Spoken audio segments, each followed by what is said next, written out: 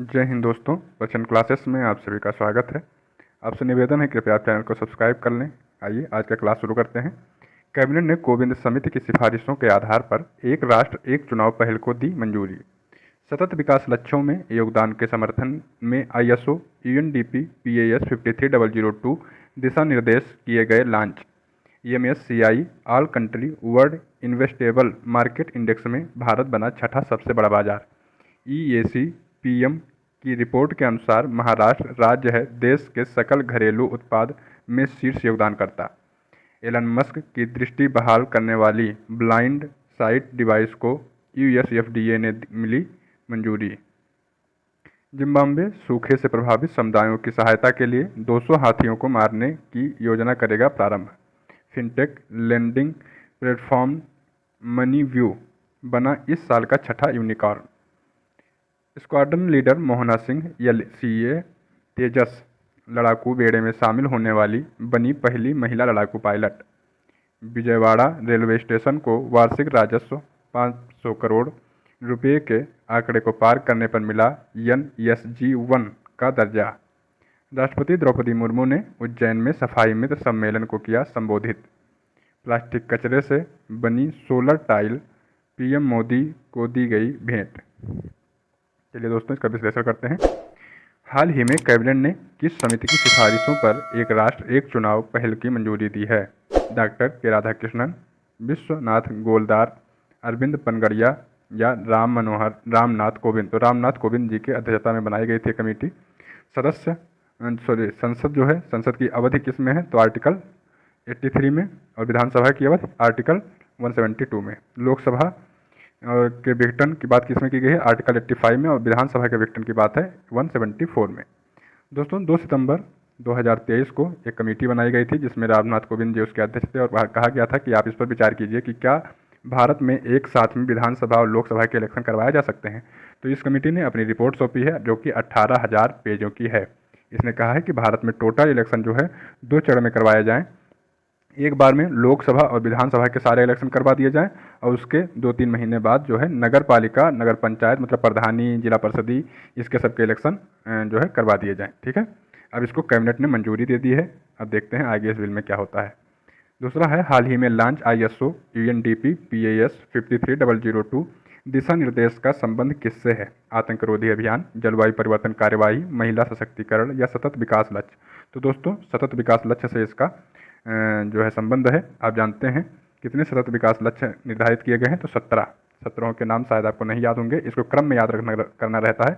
इसकी वीडियो आज हम क्लास में डाल देंगे। ठीक है, तो आप देख सकते हैं, वहाँ से याद कर लीजिएगा, थोड़ा ट्रिक बता देंगे तो वहाँ से याद भी हो जाएगा। ISO UNDP विकास कार्यक्रम है, विकास लक्ष्य कार्यक्रम 1965 में शुरू किया गया था और न्यूयॉर्क USA से। ठीक है, SDG गोल जो है कितने हैं? 17 हैं, जिनको 2030 तक पूरा करने का लक्ष्य रखा गया है। नेक्स्ट क्वेश्चन देखेंगे।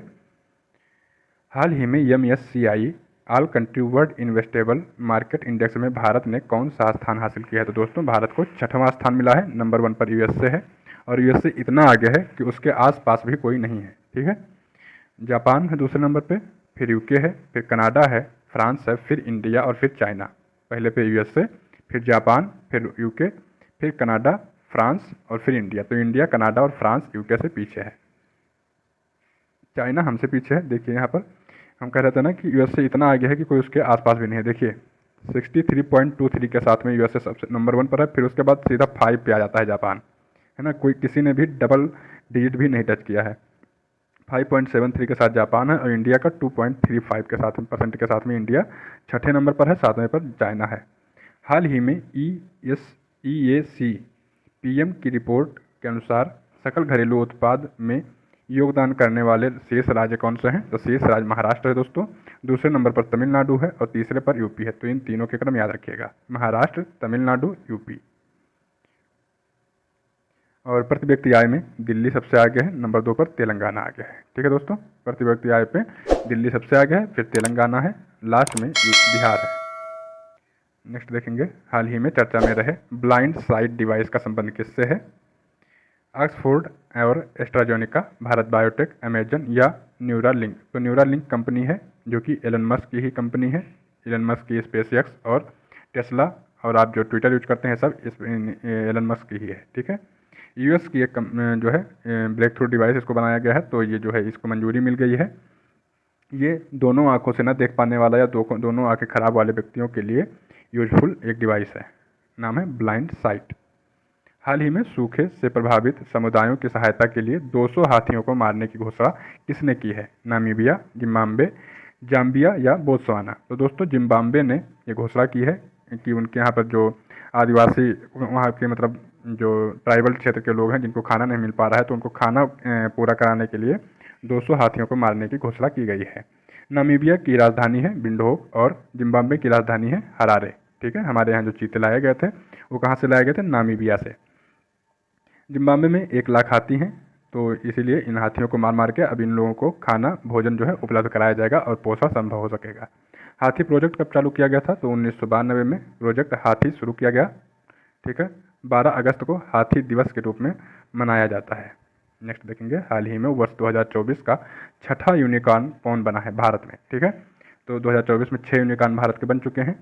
मनी व्यू कृत्रिम परफ्यूज पोर्टल, तो दोस्तों जो अपना मनी व्यू है एक फिनटेक कंपनी है, ये 6ठे नंबर पर बन गई है। इस बार 6ठे नंबर की 6ठी कंपनी बन गई है जो यूनिकॉर्न है इंडिया में, ठीक है। पहली कौन थी? तो ये फरवरी में बन गई थी कृत्रिम, फिर बनी थी परफ्यूज, फिर बनी थी रेडगेन, फिर रैपिडो चौथे नंबर पर, फिर एथर 5वें नंबर पर और अब 6ठे नंबर पर बनी है मनी व्यू। कहाँ पर है इस्टेब्लिश? है बेंगलुरु में, ठीक है। यूनिकॉर्न किन कंपनियों को कहते हैं? तो जिनका मार्केट कैपिटल जो कितना हो जाता है 1 बिलियन डॉलर हो जाता है, ठीक है। 1 बिलियन डॉलर मार्केट कैप हो जाता है तो उनको क्या कहा जाता है? Unicorn company. हाल ही में LCA तेजस लड़ाकू बेड़े में शामिल होने वाली पहली महिला लड़ाकू पायलट कौन है? प्रेरणा देवस्थली, गीतिका कौल, मोहना सिंह या सुमन कुमारी? तो कौन है? मोहना सिंह जी, ठीक है। ये पहली महिला बन गई हैं जो LCA जो अपना तेजस है उसमें उड़ान भरती हैं, ठीक है। हाल ही में NSG-1 का दर्जा हासिल करने वाला विजयवाड़ा रेलवे स्टेशन कहाँ स्थापित किया गया है? तो ये दोस्त कहाँ पर स्थापित है? तो ये कहाँ पर है? आंध्र प्रदेश में, ठीक है। इसको NSG-1 का दर्जा दिया गया। NSG-1 होता क्या है? तो उपनगरीय समूह, उपनगरीय समूह जिसको मान लेते हैं वो उसको NSG समूह में शामिल किया जाता है। तो विजयवाड़ा का रेलवे स्टेशन जो है NSG समूह में शामिल किया गया है। इसका जो वार्षिक राजस्व है 500 करोड़ प्लस हो गया है, इसीलिए इसको इसमें शामिल किया गया है। हाल ही में राष्ट्रपति द्रौपदी मुर्मू ने सफाई मित्र सम्मेलन कहाँ पर प्रारंभ किया? सफाई मित्र सम्मेलन में कहाँ पर भाग लिया है? मुंबई, उज्जैन, सूरत, लखनऊ। तो आपने कल न्यूज़ में देखा होगा उज्जैन में जो है महादेव के मंदिर में क्या कर रही थी? ये झाड़ू लगा रही थी, वहाँ के CM भी झाड़ू लगा रहे थे। तो ये सफाई अभियान में भाग लिए हुए थे और वहीं पर सफाई मित्र सम्मेलन जो चल रहा था उनको जो है संबोधित किया किसने? महामहिम राष्ट्रपति जी ने, ठीक है। ये जो है स्वच्छता अभियान कब शुरू किया गया था? 2 अक्टूबर 2014 को शुरू किया गया था, प्रधानमंत्री मोदी जी ने शुरू किया था। इसका दूसरा संस्करण 2 अक्टूबर 2024 को शुरू किया जाएगा और इसको लॉन्च कौन करेंगे? उपराष्ट्रपति जगदीप धनखड़ जी, ठीक है। उपराष्ट्रपति इसको लॉन्च करेंगे, ठीक है दोस्तों। जो इस समय चल रहा है 7 सितंबर से 2 अक्टूबर 2014, 17 सितंबर से 2 अक्टूबर 2024 तक चलेगा और इसको लॉन्च किसने कर दिया है? ये इसको लॉन्च किया है उपराष्ट्रपति जगदीप धनखड़ जी ने। थीम क्या है? स्वस्थ। थीम क्या है दोस्तों? स्वभाव स्वच्छता, संस्कार स्वच्छता। स्वभाव स्वच्छता, संस्कार स्वच्छता, ये इसकी थीम रखी गई है, ठीक है। अपने स्वभाव में स्वच्छता लाइए और अपने संस्कार में स्वच्छता लाइए, ये इसकी थीम है।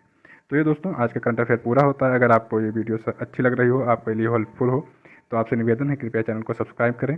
मिलेंगे नए क्लास में, तब तक के लिए नमस्कार, बहुत बहुत धन्यवाद।